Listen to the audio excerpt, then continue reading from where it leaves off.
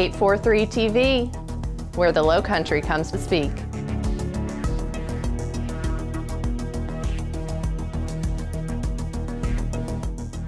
.843 TV, where communities come to speak. Welcome to 843 TV. We are excited today. We're going to be with the folks at the Beaufort County and all the services they provide. Today we're going to be talking about a very important topic. It's with the Alcohol and Drug Abuse Department, and we have Areatha Hamilton here. You've been 31 years with this organization. That's wonderful. Wow. Well, This is something that I think is, the word needs to be out. A lot of folks in our county rely on you for services, but a lot of people really don't know what you are all about or what you serve and how you serve. So we're going to talk about that today. Let's start with the vision that you all have as far as the department goes with helping folks. Okay. Our vision is a healthy, thriving community free of substances. Okay. So elaborate on that. Of course, we're talking about abusive substances, drugs, alcohol. How do you go about helping people? There's probably a lot of steps in the process. So just kind of break it down for us. Well, we have a lot of services available for our community. So we have adolescent services, we have adult services, and most of all, we have an intensive outpatient program we call IOP. And that program is the highest level of services that we have at Beaufort County Alcohol and Drug. It's a 3-day-a-week program, and we try to accommodate our working community as well. So we have that program in the mornings, 9 to 12, Monday, Tuesday, and Wednesday, in both locations, Beaufort and Bluffton. We also provide those services in the evenings, again, to support our working class people, and that service is from 5:30 to 8:30 in the evenings, Monday, Tuesday, and Wednesdays. Because of COVID, we have taken those services virtual, and a lot of our folks love to have that virtual service. It helps with the traveling and what have you, but it's a good service. We'll go back into the office and doing that service full-time in person as of next year in April. But currently in the evenings we do it virtually, and then in the mornings we do it in office to accommodate our community. So it's a good program.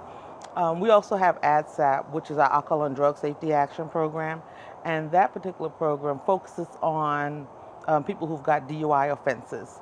A lot of people know about that because it comes through the court and they're referred through the courts, so they are very familiar with that program than most of our other programs.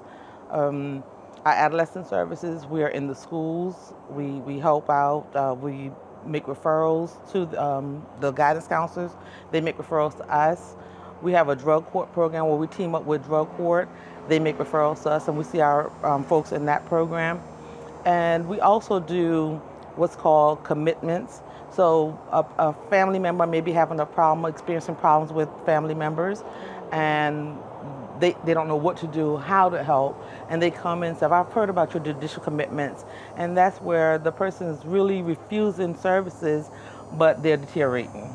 Let's talk about that, because that is so important, because a lot of times just people don't want to come forward. They don't want to admit that there's an issue that they need to deal with, but the family members see it. And so that is so important to know that people out there in the community, hey, if you've got a family or a friend that's dealing with this, it's okay to speak up and step out because you're there to help.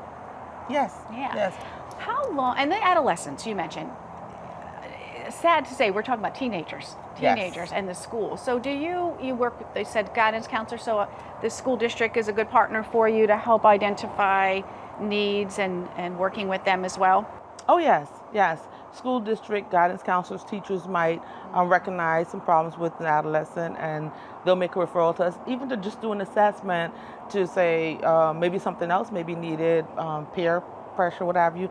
We've actually have what's called a bridge program, where we recently, in the last 2 years, placed a counselor in one of the in the Right Choices program that's actually there on site. So we have that program available there on site at that particular school. We couldn't put a counselor in all of the schools. We only have 2 adolescent counselors, but we do service all the schools where they make referrals into the office. And one of our counselors there, she does assessments and She provides services to those students. We even provide services to the AMI students who come into the office, and we do groups with them as well. But all of our programs are assessment-based. So we do assessments, and then from the assessment, we determine then what level of program is available for that particular person. So everything's individualized. So it starts with identifying the problem, assessing the need, and then coming to you for help and going from there. Well, I know there's so much to learn, and we're out of time for this segment, but what is a website or how do they get started if someone needs to just reach out? BeaufortCountySC.gov. It's a good website, and then you look up alcohol and drug on that website. Very important. Thank you for all you do, and you all stay over here. We're going to continue this topic with more 843 TV.